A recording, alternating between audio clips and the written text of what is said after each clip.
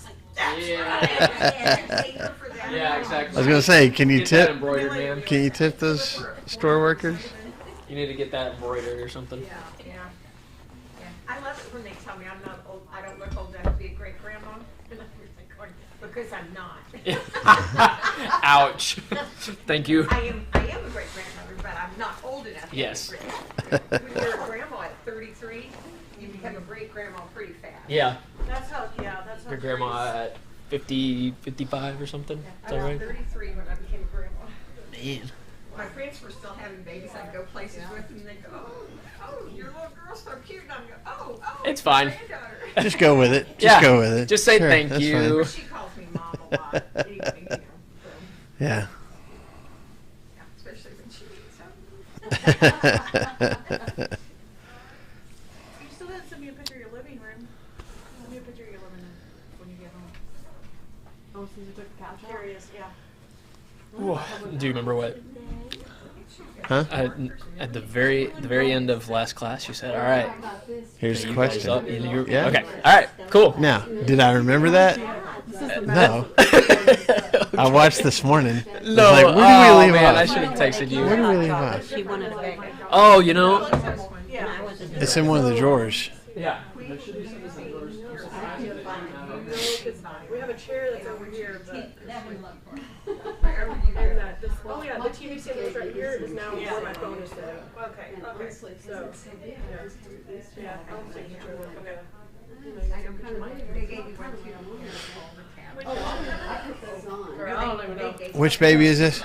This is a friend of ours. It's, I lose track. I don't know.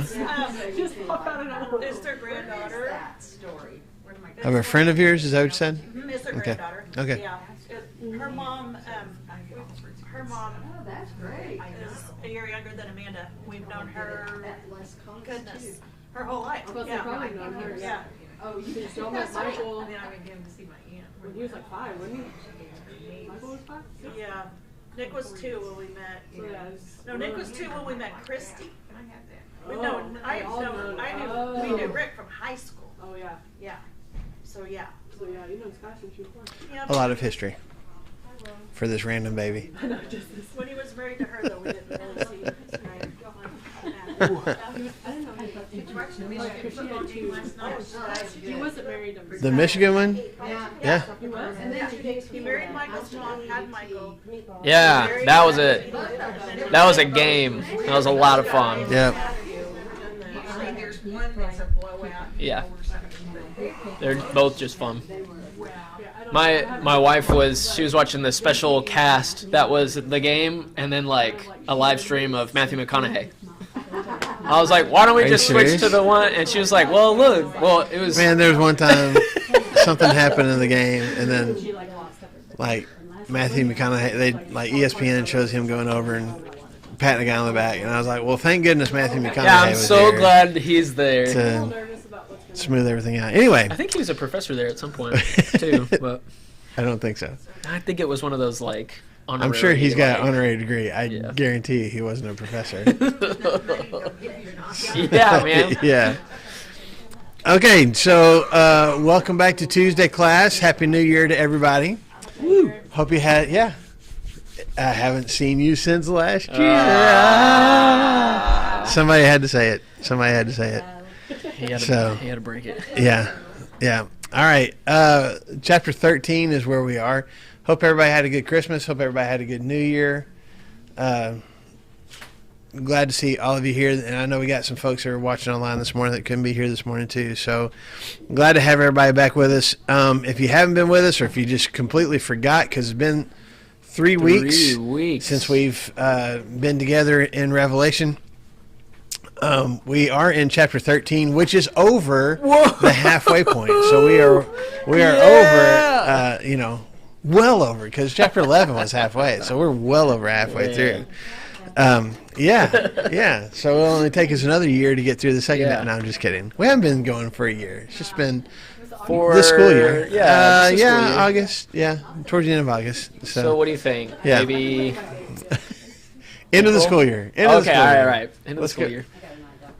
It's just funny again because our original schedule we were going to be done before, like 2 weeks before Christmas. weeks I think before is Christmas, when we were supposed to end with this. We've kind of slowed down a little July. 18th. July. bit. Is when we started this? Dang That's it. it. I have my overall theme. That makes us list. Okay. so bad now. 7,000. You covered the 7,000. That makes it a little worse. Yep. Yeah, Yep. that makes it a little worse. That's okay. All right, we're in chapter 13. That's where we were a few weeks ago, and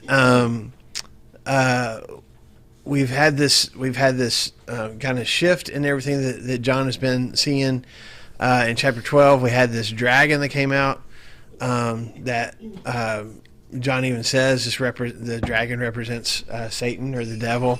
And then here in chapter 13, we have, first of all, a beast that comes out of the sea. And we started talking about this last week. As a matter of fact, we said quite a bit about it. And so we won't rehash a whole lot of what we said last week. But I think just to kind of refresh our memories, we'll read through it again and just read about this beast out of the sea and then just kind of revisit a couple of the highlights of what we talked about 3 weeks ago. And then we'll look at another beast that comes out of the earth. Okay?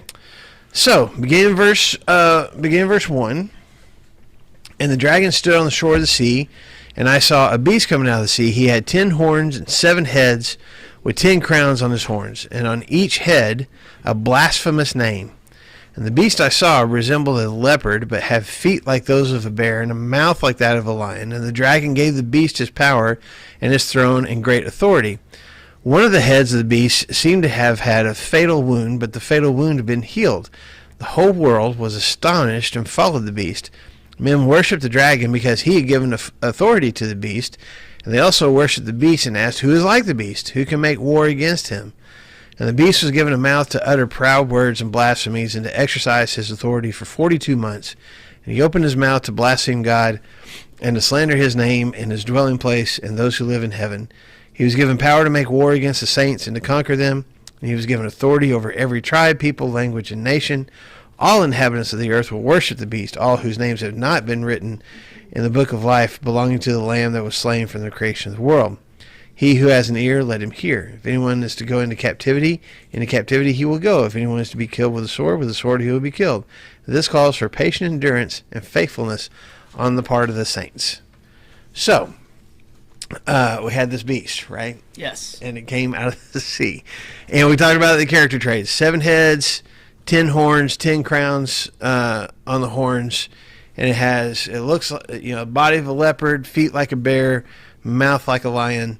A fatal wound on one of its heads, but that wound has been healed, so it should have been a wound that killed this beast, but somehow that has been healed. And the dragon has given the beast his power and his throne and his authority, and the beast is given a mouth to utter, I think my translation said proud words and blasphemies. Proud words and blasphemies. Okay. Proud words and blasphemies, and to exercise whatever authority that he has for 42 months, and is given power to make war against the saints and to conquer them. So it's not just that there's a battle going on between this beast and God's people, but that he's actually winning.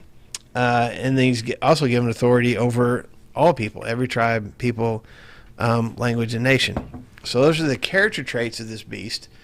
And then it says that men, probably talking about men who aren't, specifically men whose names aren't written in the book. We talked about that in class a few weeks ago. Worship the dragon and worship the beast, and they say things like, "Who is like him and who can make war against him?" And he blasphemes God and slanders God's name and slanders God's dwelling place and all those living in heaven. Not a great thing. At least for God's people, with this beast coming out of the sea, things are not good. The dragon, who in chapter 12 we read about how he is trying to basically thwart God's plans. He's trying to destroy this child that's born. He's trying to destroy God's followers, and everything he keeps being defeated. He keeps losing in his efforts to try to destroy God's plans. So now he brings this beast out of the sea with all these different character traits. Again, I don't want to go back. I know some of y'all took notes 3 weeks ago. I don't want to rehash everything that we went through, Does anybody either remember something that stood out to you a few weeks ago when we talked about it, or have questions about it now, about this beast? Oh, I'm sorry I wasn't able to be here. But That's okay. it's really good. It's a lot. Yeah, so I'm just looking at verse 8, and I'm sorry, I don't mean to. You go ahead. All those who live on the earth will worship it. And Mhm. everyone whose name is not written in the foundation of the world in the book of life. And my study in my quiet time for the past while has been about worship. Mm-hmm. And that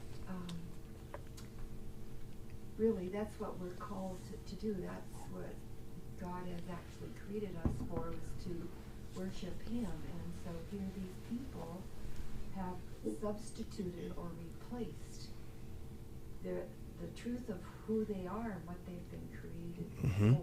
Yeah. And that's a grievous thing. Yeah. Part of what I've been reading, that I'm studying, is that the Hebrew word for worship, actually its root is kiss. Mm-hmm. To kiss And- towards. Huh?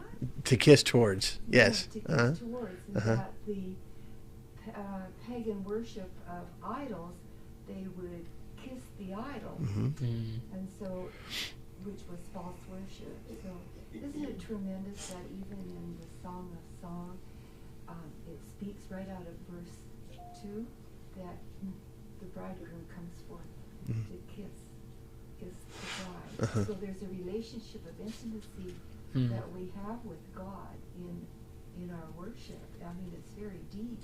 It's very personal. Yeah. It's just marvelous. Yeah, it's and the point being made is about this worship that mankind, and if we believe what Scripture says, that God created all mankind in His image, whether they choose to follow Him or not. When He originally created them, that was the purpose, is for them to look like and to be like Him, and also to your point, to worship Him, to have this relationship with Him. And they've taken something that was supposed to be directed towards God, and now they're directing it towards something else.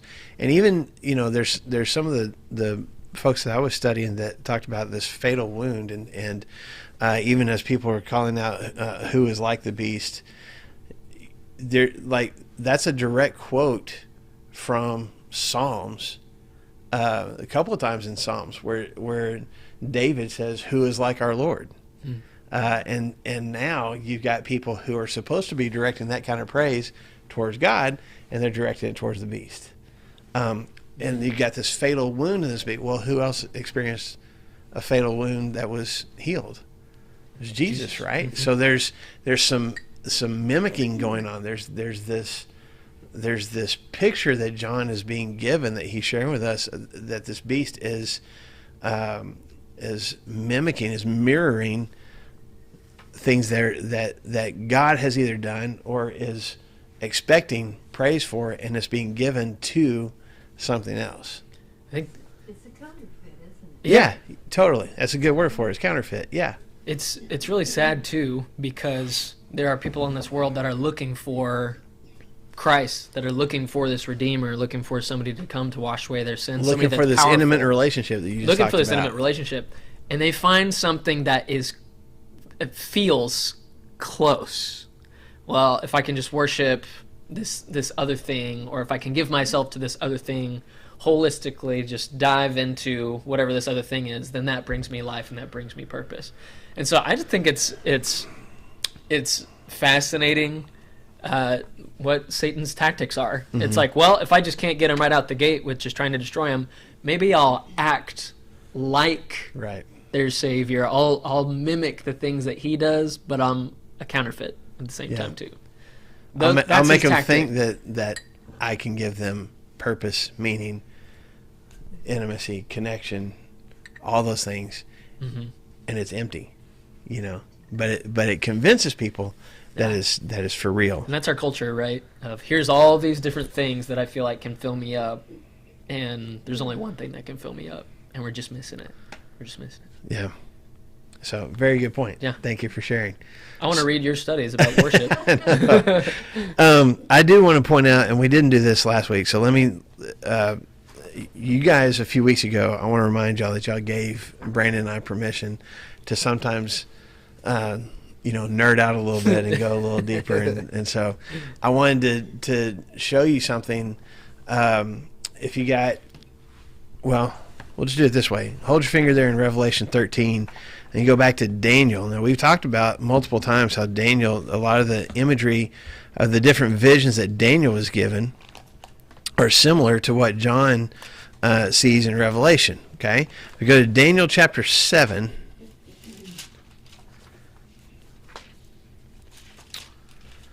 I want you to see one of the visions that Daniel experienced. Okay, begin in Daniel chapter 7, begin in verse 2.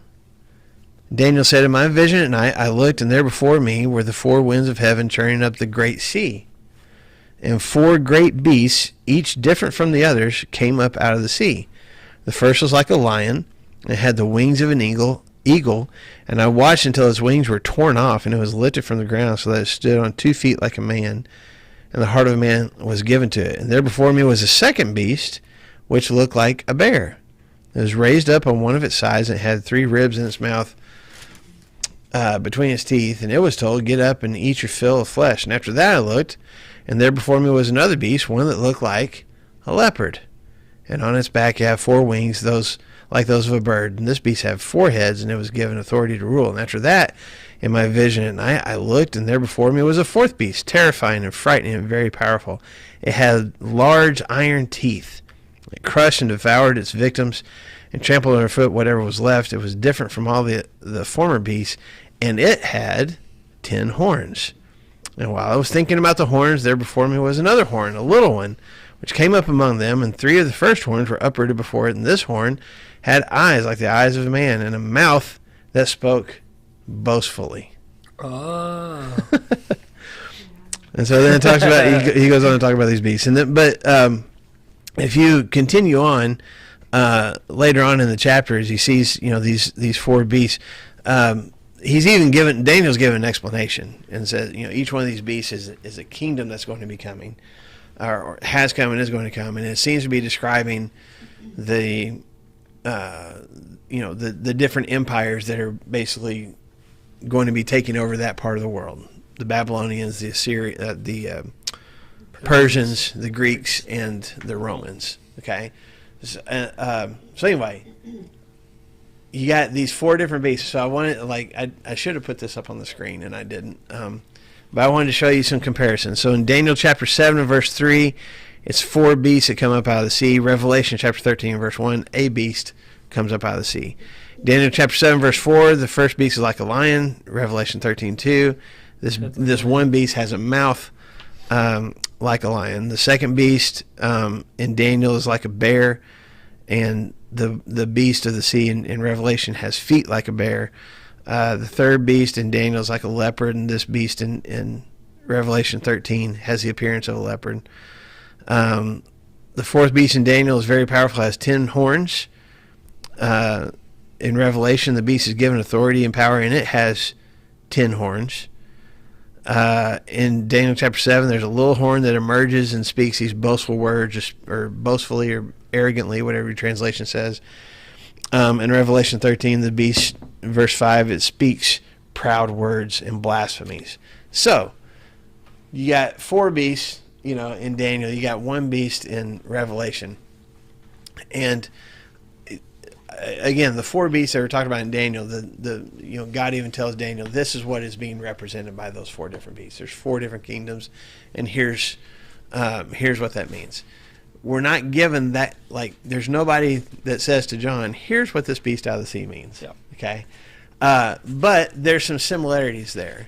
And not that John is just going, okay, what did I remember growing up reading about Daniel? And I believe this is a actual vision that John is given, but there's some similar imagery that God is giving John that God also gave Daniel several hundred years before. Okay, does that make sense? Yeah. And so I wanted you to see there's a connection here, and to me that's just it's God using some imagery that would be familiar to John, and especially to Jewish Christians at this time. It's not exactly the same, but they would be like, oh, I remember some of these images that we grew up hearing about. And this evil, ungodly power that our ancestors had to deal with is still prevalent. The essence, the essence of that is still there. Because Yeah. if you would hear this, you would think, oh, well, those things, or those already went beasts, away. Yeah, they already went away. Those were bad nations, or those were nations that were coming in, taking over people. So if I see those images here in chapter 13, I would think, this isn't good. This is not a good thing that is about to happen. And it's still, that power is still there. Right. It's still prevalent. Okay. So the question, you guys probably don't remember. I didn't remember. Brandon asked me if I remember, and I didn't. But I went back before class this morning, and I went and looked at the very end of class 3 weeks ago to see where we left off. And I left you guys a question, just kind of hanging for us to answer 3 weeks ago, or 3 weeks from 3 weeks. Anyway, the question to answer today, which was, you got this beast out of the sea that we've looked at and described. What does that particular beast represent? Who is it? What is it? What is happening with this beast out of the sea? And I'm so glad that Brandon is here to tell us. Oh, yeah, I just got to do that. I just got to do that. Who it is. You want me to give you the different opinions first, and then you just tell us who it is? Or just go. Just go. Who is it? No, you go ahead. Okay. Some people think that this beast is the Roman Empire and Nero, because in the Roman Empire, that's still around when John is writing these things, and Nero comes to power in the early 60s AD. Okay, and that's when a more empire-wide persecution of Christians begins, is during the reign of Nero. There had been persecution of Christians. You read about in the book of Acts before Nero, but who was usually doing the persecuting? God's people. Yeah, the Jews. It was the Jewish people that people. were persecuting the Christians, right? For the most part, the Romans were like, well, this is just another religion. And they really didn't care as long as there weren't riots being started and things like that. Have your religion. It doesn't matter to them. Nero was the one that, for his own political purposes, began a more widespread persecution of Christians It was in general. holistically accepted that we don't like these people and we're going to persecute these people. Right. So, and Nero is also one that he didn't start it. It was already happening, but he really emphasized the worship, the emperor worship, the worship of Caesar, as being a god. Okay, he considered himself to be a god and wanted everybody else to see him that way. He didn't originate that, but he really Perpetuated it. Yes, he really moved that thought forward. So people look at this beast coming out of the sea with these boastful words, who is also making war against God's people. Oh, that's Nero. Yeah. That's the Roman Empire. Who is like this beast? Yeah. Who can wage war against Nero? Exactly. So, and then there's even people that are like, well, Nero ended up, just for, if you don't know Nero's history, he ended up committing suicide. And so they see the fatal wound, but the Roman Empire continued to survive even though he died.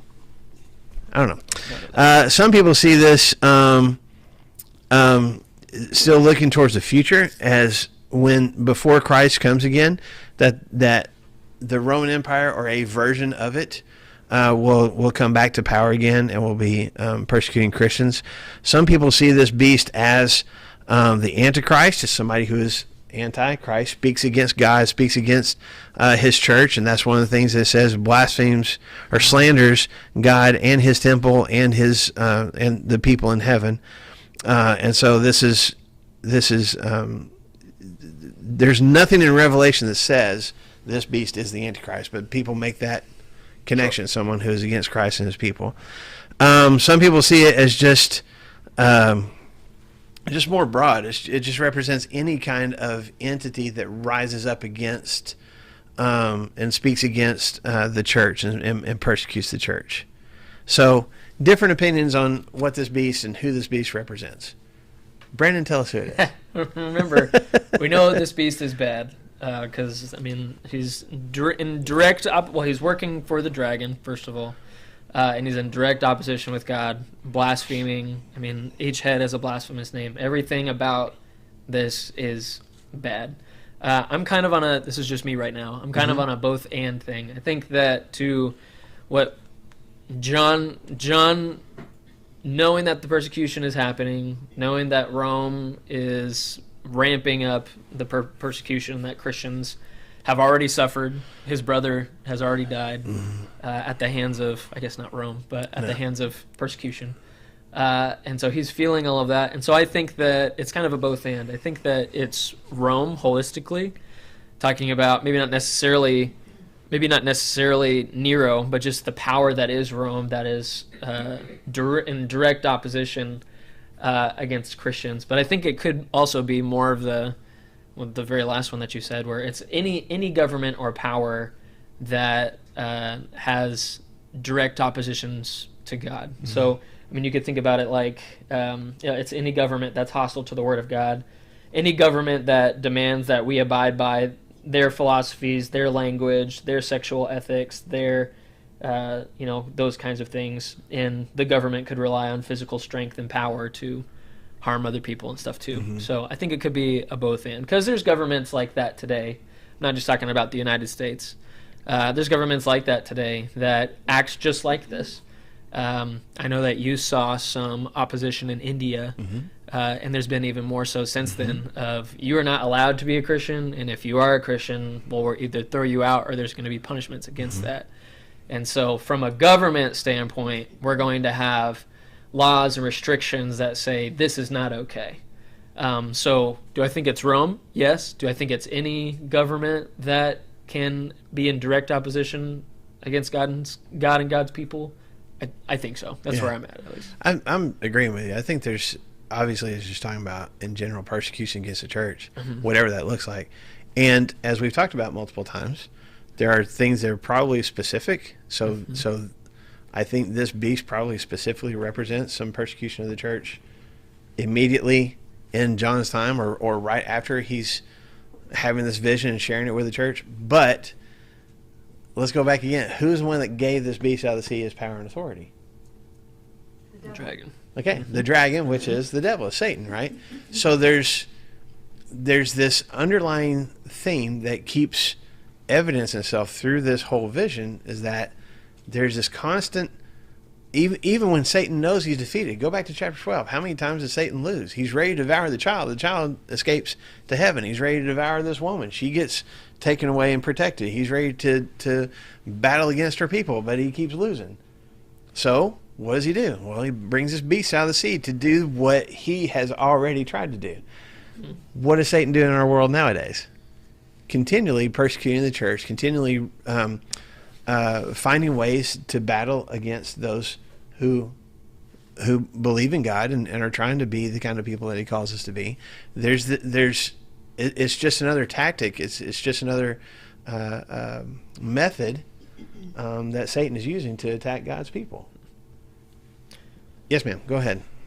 Well, I want to take this back to worship. Because ultimately, Satan wants worship. And he wants to be like the Most High God. That's back to the Garden of Eden. That he's going to trigger everything that he can to move people in the direction of the worship that he wants. That's the confrontation. But what was I going to say? You know, the temptation with Christ was bow down and worship me. Right. And then he says, I will give you the kingdoms of the world. Right. So here Satan is the God of the kingdoms of the world that is saying, you worship me. Yeah. Yeah.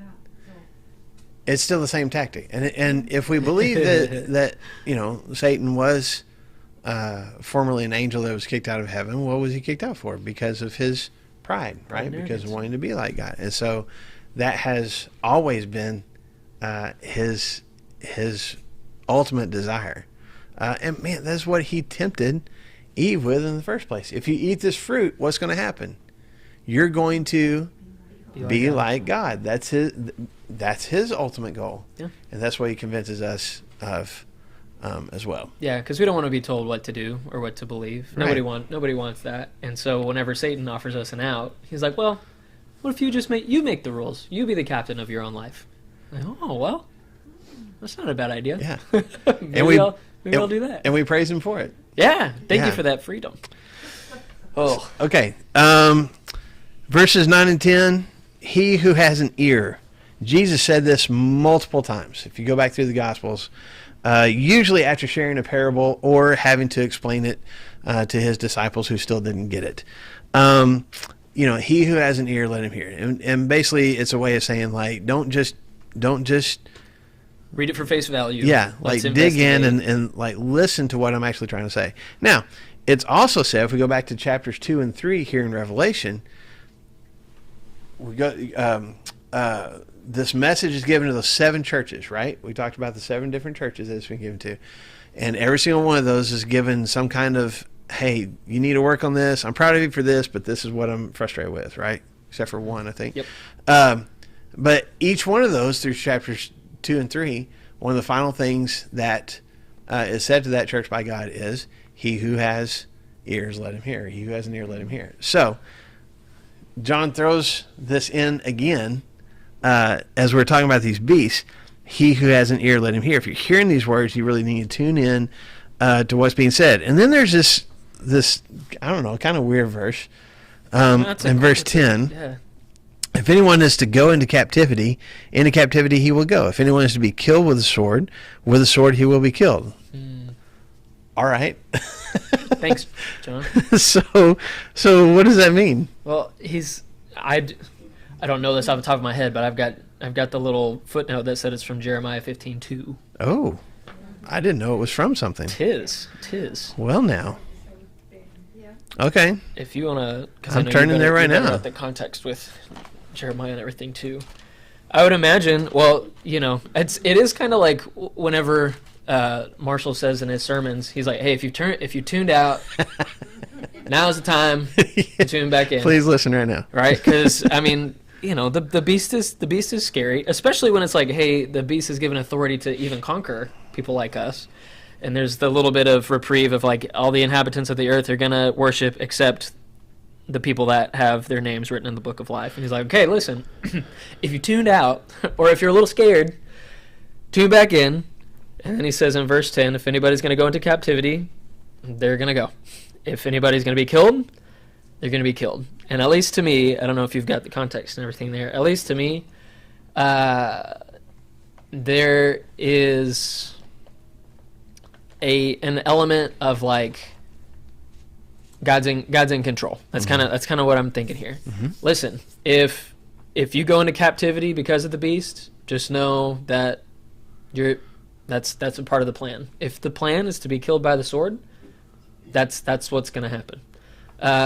And it sounds scary, but at the same time, he ends it with, this is a patient call, or this calls for patient endurance and faithfulness on the part of God's people. Yeah. Because imagine today, let's just like push the whole Bible aside for a second. Imagine today if we were to go into captivity, say China comes and takes us over or something like that, I don't know, and we go into captivity. We could think, wow, well, I guess God's not in control. And he says, this calls for patient endurance and faithfulness on the part of God's people to realize that the things on this planet, that the dragon is not holding the world in his hands. The beast, he's got the whole world in his hands, It's not the dragon or the beast that has that. It's God that is the one that's in control. So if God's people go into captivity, well, to captivity we go. If we're going to be killed by the sword, well, that's just a part of God's plan. And that calls for patient endurance and faithfulness on the part of God's people, where we have to say, man, you know what? Even though the worst can happen, God is the one that still holds the power of the universe. Yeah, I think I'm glad you guys mentioned the Jeremiah 15 part, because I just read that when you. I'm surprised you guys didn't have said a footnote on it. I'm surprised too, but and maybe do I? I don't have one in mine. What is wrong with this 1984 NIV Bible? I've got the new NIV. But there in Jeremiah chapter 15 verse 2, it says, this is what the Lord says: those destined for death to death, those for the sword to the sword, those for starvation to starvation, those for captivity to captivity. And it's in the context, I know, it's in the context of, it's a continuing thought even from chapter 14, where in Jeremiah's day, things are bad, God's people are being unfaithful to him, and God is like, I am going to destroy you. Your time is up. And and that's what he's saying here in chapter 15. Like, people are going, well, what do we do? Like, almost like, how do we fix it? And God's like, you're going to die by the sword. You're going to die by the sword. If you're going to starve. Yeah, if you're going to be captured, you're going to be captured. Like, you're at the point that there's nothing that can be done because of the choices you've been making. Okay. Side note: a few chapters later in Jeremiah, God even says, "Man, the people that I've marked for death and destruction, if they will just repent, I will not do that." Anyway, that's not our point today. Right. It's never. But if you think about that, especially if John is writing, at least some of these people he's writing to have a history, and they're Jewish Christians. They have a Jewish background. They would recognize a quote that's similar to that.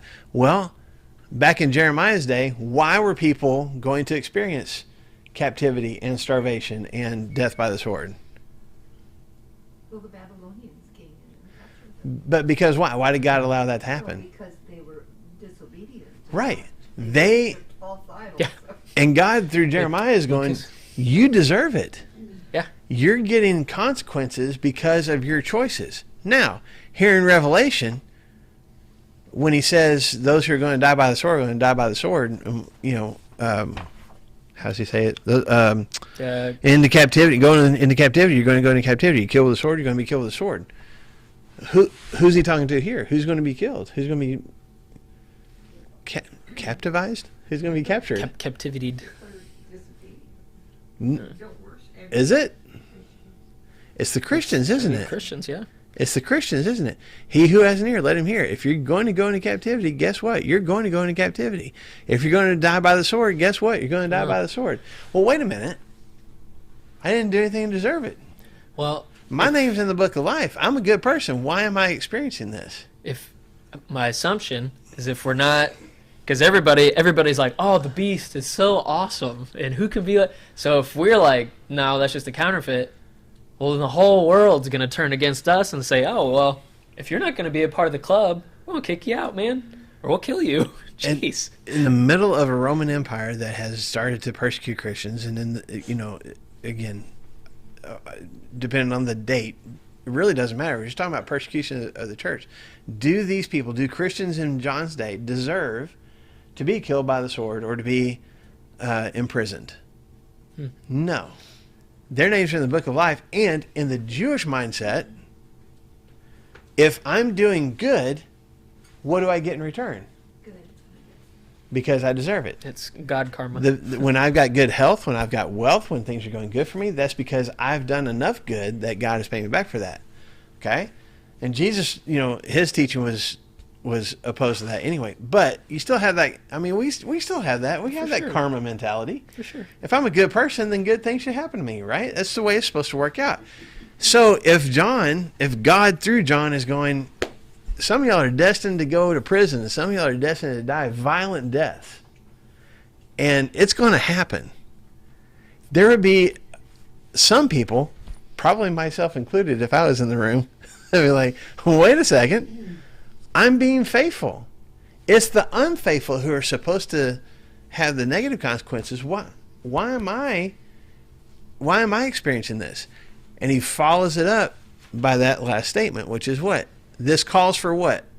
Patient endurance and faithfulness. Can I be faithful even when things don't go good for me?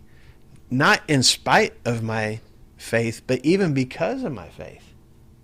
That people mistreat me, that things go wrong for me because I'm holding on to my connection with God and what he is teaching me and what he is calling me to do. Because that's the promise, honestly. Go back through Jesus' teachings. You are going to be hated. You're going to be persecuted. People are not going to like you because of me. He even says it's blessed whenever that happens to you too. You should be blessed. Matthew and chapter it calls 5. it calls for endurance. It calls for a willingness to go, okay, this is not fair. And this is painful, but I'm going to come out. I'm going to come out on the other side of this blessed. Yes, ma'am. I'm sorry, but can I share some more? Please do. Go ahead. To be held captive, you're taken away. So here's a believer that's going somewhere else to be a testimony to the gospel. Mm-hmm.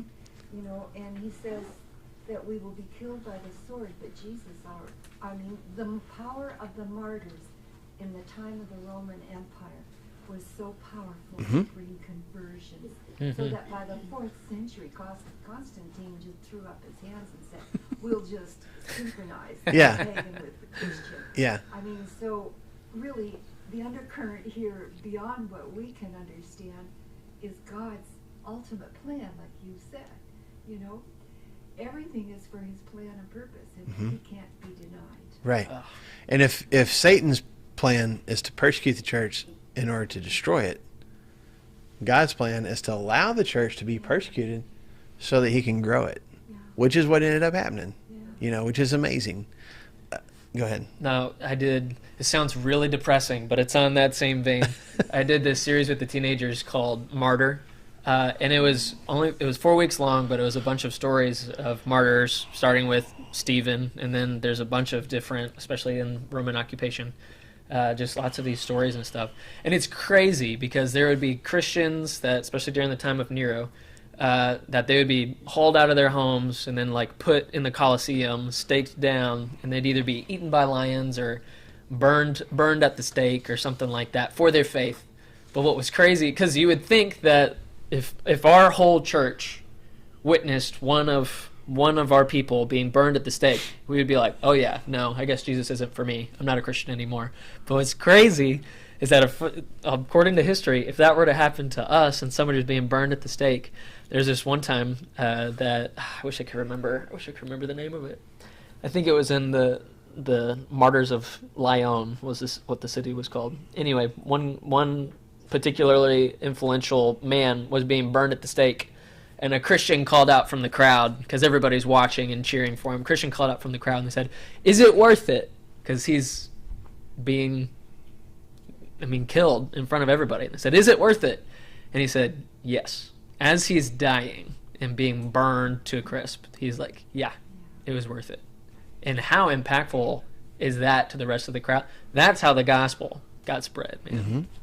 It's crazy. But he says, Yeah. yeah, that's why it calls for patient endurance and faithfulness on part of God's people. But it's also like just, it's also a little bit of a warning, like, hey, this is going to happen, Yeah. you know, and just You know, can expect it. yeah, it's going to happen. And one of my the dozens of favorite verses that I have, one of my favorites is in Ecclesiastes chapter 11, but I don't remember exactly which verse. It's like 1, 2, or 3 somewhere in there. But Solomon says, wow, man. That's gonna Don't bother me. misquote it. No, I don't want to misquote it. misquote it. If clouds are full, they're going to pour down rain on the earth. And when a tree falls, whether it falls to the north or to the south, in the place where it falls, there it's going to lie. And it's like, okay, yeah, Solomon, what are you trying to say? But like, that's really deep, Solomon.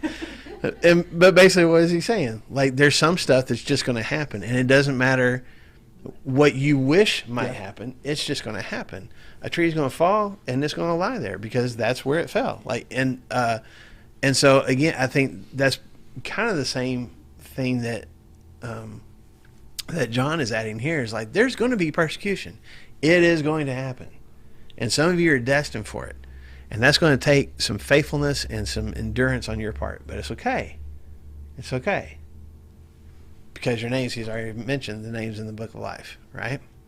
If you've tuned out, it's time to tune back in. Yeah. I know. He who has ears to hear, let him hear. Okay, let's keep going. Let's try to get to this other beast. So we got a dragon. Oh, we can at least finish We the got chapter. we got a beast that's a leopard and bare feet and lion teeth. Okay, but that's not the only beast. We got another one. Begin verse 11. Then I saw another beast coming out of the earth.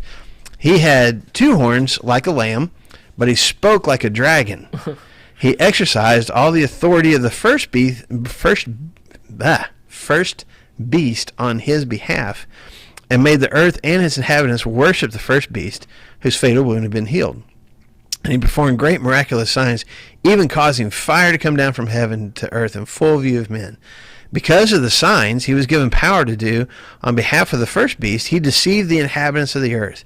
He ordered them to set up an image in honor of the beast who was wounded by the sword and yet lived. He was given power to give breath to the image of the first beast so that it could speak and cause all who refused to worship the image to be killed. He also forced everyone, small and great, rich and poor, free and slave, to receive a mark on his right hand or on his forehead, so that no one could buy or sell unless he had the mark, which is the name of the beast or the number of his name. Now this calls for wisdom. If anyone has insight, let him calculate the number of the beast, for it is man's number. His number is 666. So that's next class, is the mark of the beast and 666, right? Yeah. Or we'll just breeze right past Oh, it. man. Okay, so character traits of this new beast. You got 2 horns like a lamb. Which, question mark, do lambs, this is a real question, do they also have horns? Do they I have know that horns? goats do. Do lambs have little nubs? I was thinking of either little knobs I know, I was or thinking a little- if it's a ram yeah. When do they start getting their horns? I guess But when a they lam- start getting those, I don't even know. Lambs don't. No, when you think Yeah, of lambs lamb, would- That's what I'm saying. Lamb is like a sheep, it's not a goat. it's a baby sheep. Your pet lamb had 2 bumps. Okay. Of course, Sherry. So Sherry? of course, I know what it is. of course, Sherry had a lamb that had 2 little horns. So it Yeah. had 2 little bumps. Okay. I'll Google it. I didn't know. It says lambs don't have horns, and most domesticated sheep don't have horns. Wild sheep begin to grow horns at 1 year old. Oh, okay. Okay. Wild sheep. Okay, so maybe it's a wild lamb. Anyway. Is that important? I don't know. But. No, that's a plural. No, lamb is a baby sheep, right? Baby sheep. Lamb? Yeah. Domesticated sheep don't have horns. Wild sheep begin to grow horns at 1 year old when visible knobs appear above their ears. These horns continue to grow until they're about 8 years old. In some breeds, both male and female I had a sheep. wild. Yeah, sure. You had a wild lamb. You didn't even know it. domesticated a wild lamb. No, they never developed or anything. They're just Yeah, little. just the what 2. the heck? Okay. Okay. His name Sorry. was Peanut, if you want to know. Well, that's important. Should we call this as beast well. Peanut? Peanut. Maybe we should do it. Peanut, the beast of the earth. Wow. All right. And another source says in some sheep breeds, both sexes are horned. Okay. So there's mixed things. I didn't mean to open that up, but there it is. I've know. never seen a little lamb with. Okay, but I think I'll just throw this out there, having not done extensive study on the 2 horns like a lamb. This is a theory that I'm throwing out, and I may come back next week and go, I was so wrong about that. But it seems as though I would think even with a lamb, I think part of the imagery here is like some of these other horns that we see on these beasts would probably be like pretty, Massive. I don't know, big kind of, I don't know if it's like a bull but just something fear-inducing as far as horns are concerned, power, kind of symbolism. If it's horns like a lamb, I mean, a lamb isn't very powerful in the first place, right? a little And if more it's got subtle. horns, it's 2 little nubs or just 2 small things. But this has a voice like what? A dragon. A dragon. So Yeah, a lot of maybe birds even seemingly like I'm just this meek Mm. lamb, but when it speaks, it has this power and this authority, almost Booming. fear-inducing. I don't know exactly how a dragon sounds when it speaks, but A dragon or the dragon, which is Satan. It says like, well, Well, mine says A. yeah, So- I don't think it has. Yeah, I don't know if it's both. I'm not sure. Yeah. It's pointing back to. I mean, it would be whatever we just read about in chapter 12 about here's what the dragon looks like and does all that. You would at least bring that back to mind right here of like, oh, well, there's that power and authority again. Yes. But it goes back to what we were already talking about. There's a lot of counterfeit. There's a lot of mimicking. Yep. Have we already seen a lamb in Revelation? Hmm? Yes. Who was it? The It was lion Jesus, lamb. right? Mhm. Okay. So here's another lamb who speaks with authority, but it's not the lamb we've already seen. This is a different one. It's got the horns like a lamb. You know what I'm saying? Like there's a lot, and if you continue to look, what kind of power does it have? It exercises authority. It causes people to worship. It performs miracles, So it's almost like an antichrist. including calling down fire from heaven. Well, who did that? Oh. Elijah did, right? So he's like a speaking prophet. on behalf of who? Yeah. God. He's a prophet speaking on behalf of God, and he has the power to call down fire from heaven, right? This beast is speaking on behalf of who? ultimately Satan. Right. You know, the first beast, but ultimately Satan, right? So it's mimicking the same kind of stuff. A parody of. Yes. Yes. Yes. Yes. And it's not demanding worship of it. It's redirecting the worship of it to it's trying to give credit to, hey, all of these things that I'm doing on behalf of the first beast / the dragon. Right. So it's like a prophet of God that's saying, oh yeah, I didn't bring down the fire, like God brought down the fire, right? But it's the parody. Yes. And I will say this. There's a couple of other verses in Revelation. We'll turn to them real quick before we run out of time, where it seems like this particular beast is also referred to as a false prophet. Okay? So if you go a couple chapters over to chapter 16 and verse 13. Let's see. I saw 3 evil spirits that looked like frogs that came out of the mouth of the dragon, out of the mouth of the beast, and out of the mouth of the false prophet. Well, we got 2 beasts. So we got the beast of the sea, and then we got this. Now it's not beast of the earth. What's it called? The false prophet. Okay. Another example is in chapter 19 and verse 20. I'll start in verse 19. Chapter 19, verse 19 and 20. Then I saw the beast and the kings of the earth and their armies gathered together to make war against the rider on the horse and his army. But the beast was captured, and with him the false prophet who had performed the miraculous signs on his behalf. So, again, it's imitating a prophet of God. This beast of the earth is acting like a prophet of God, but as a prophet on whose behalf? It's a prophet on the first beast and the dragon, right? Does that make sense? Okay. Which is what both of these beasts are ultimately doing is deceiving the people of the earth with some of the same. Can I use the word tactics? Yeah. And practices. Tactics isn't a good word. Yeah. The same practices that God's prophets and his disciples are using as well. Okay? Yeah. So we've got 3 figures that we've looked at, chapter 12 and chapter 13, and we're gonna continue. I think we do the mark of the beast in 666 next time. I think.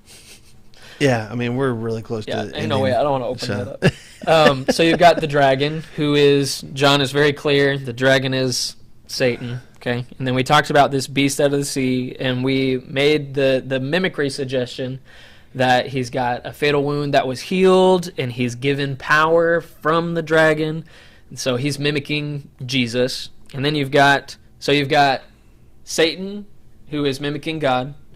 And you've got the beast out of the sea that's mimicking Jesus. So we could just say, well, if A plus A equals A, B plus B equals C, then or C. It I don't doesn't think that's matter. how it works. Then you Math could major. say, yeah, I know. This is why I went into youth ministry. The beasts of the earth. I mean, so think if you've got the Trinity and then you've got these 2 guys, you could say, well, maybe this beast of the earth is mimicking the Spirit.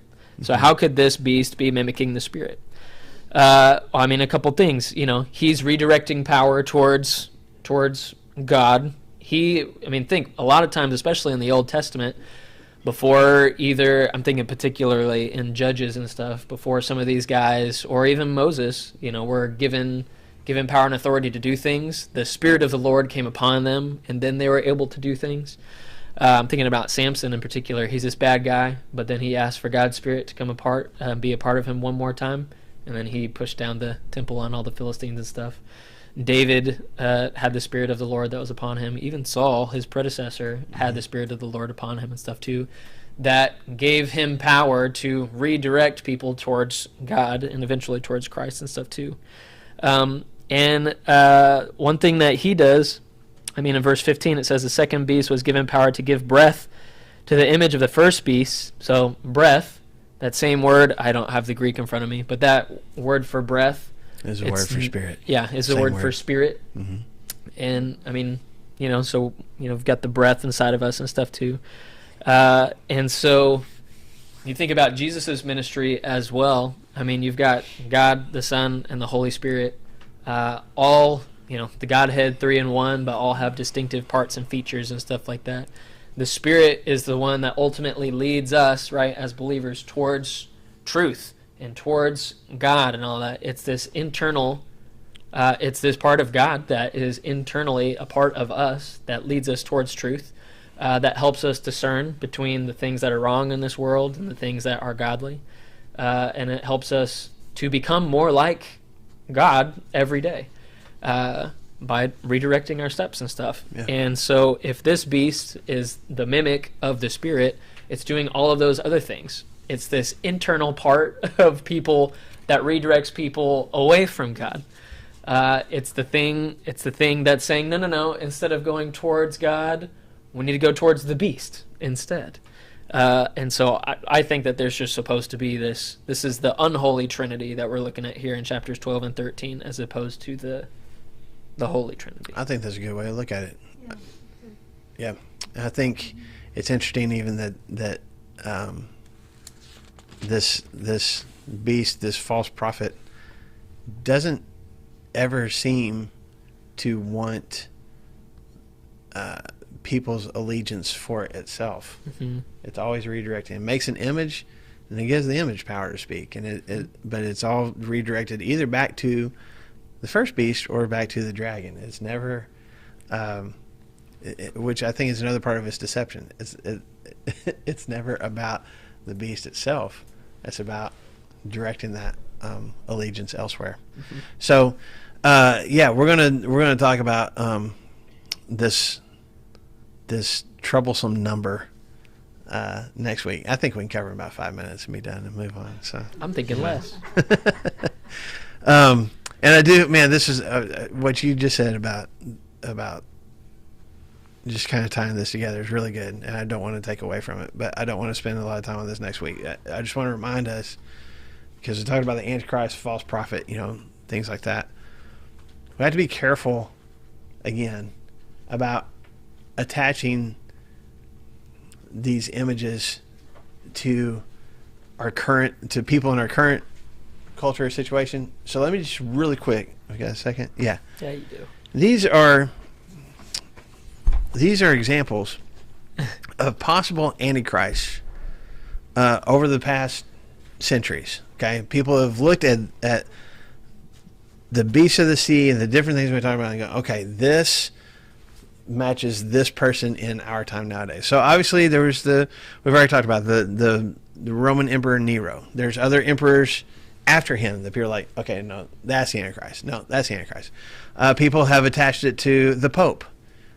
Pick one. There's multiple popes that people have called the Antichrist. Charlemagne was called the Antichrist because he tried to rebuild the Roman Empire. Napoleon, same reason. He was trying to, he saw himself as a reincarnation of these Roman emperors. You get into the late 19th, early 20th centuries. There's a guy that practiced witchcraft. His name was Aleister Crowley. Yeah. And he was considered to be so evil that his nicknames were the Beast and 666. So nice. He was the Antichrist. In the 20th century, just in the 1900s, Adolf Hitler was the Antichrist. Joseph Stalin was. Benito Mussolini was. Franklin Roosevelt was. He was the Antichrist. Yep. So, in case you didn't know, well, he was trying to get power for himself. He went multiple terms of president. All the things. Do y'all remember? I know you don't remember. Do y'all remember the Ayatollah Khomeini in Iran? Mm-hmm. He was, and then Sun Myung Moon, the leader of the Unification Church. Y'all remember that guy? Mm-hmm. Yeah. He was a self-proclaimed Messiah, and so people said, "Oh, he's the Antichrist because he's getting, accolades for himself." Ronald Wilson Reagan. Oh, that's too bad. Here's why. Ronald Reagan. One of the reasons why, besides whatever your political aspirations were, Ronald Wilson Reagan. How many letters in each one of those names? Oh my gosh. 6. Isn't he your favorite? Like one of your favorite? He's one of my favorite presidents. That's hilarious. That's too bad. Yeah, there's been other presidents because 42 months is similar to Oh man. the term in office, So, I mean, pick a president. There's probably multiple ones that have been considered to be the Antichrist. Louis Farrakhan, he called the Jewish faith a gutter religion and claimed to be the true Jesus. And so people are like, he's the Antichrist. Even Barney the dinosaur. He's a beast. He's a dragon. A fire. I mean, he's not a fiery red dragon. He's a happy purple one. But yeah. So he gets kids to follow him, though. That's the thing. And I'm sharing these with you because these are people have legitimately said they've looked at the imagery in Revelation and said, that's what is being talked about. We just have to be careful of that. Okay. So again, Brandon and I'm just reminding you guys, as we're going through these different visions and stuff, we'll probably give you different options and maybe even tell you what we think, but we have to be really careful about pointing at things in our time or maybe in the very recent history and going, okay, that is who John's talking about. Because it's been done a lot, and I don't think that it's always accurate, obviously. I don't think Barney the dinosaur is the fiery red dragon of Revelation. He might be, though. So I have to do some more study on that. But anyway. Maybe Satan tries to groom someone. He tries to bring about the end times for his purposes, and God. Yeah. Well, I think it's all about pride. Yes. Yes. Absolutely. Because every one of these people are proud people. Yeah. Right. And ultimately, the beast is the one that's in control of those things. I'm not saying Satan hasn't used some of these people. Oh, yeah. I think we just have to be careful about giving them some of the or attaching the meaning of some of these things in Revelation to particular people. So just cautious. What I understand is when we use the word Antichrist, we're talking about the end of time, and that there's an individual that comes on the scene that fulfills this role. Well, we talked about this a few weeks ago, and I know you weren't here for it because you were doing some travel and stuff. So, how should I say it? I don't know that me personally, I'm convinced that there is an individual that is going to come to power that is the Antichrist. A singular person. And again, I think we need to be cautious about reading Scripture that way because I know I'm regurgitating some stuff, but Antichrist that term is only used in the book of 1 John.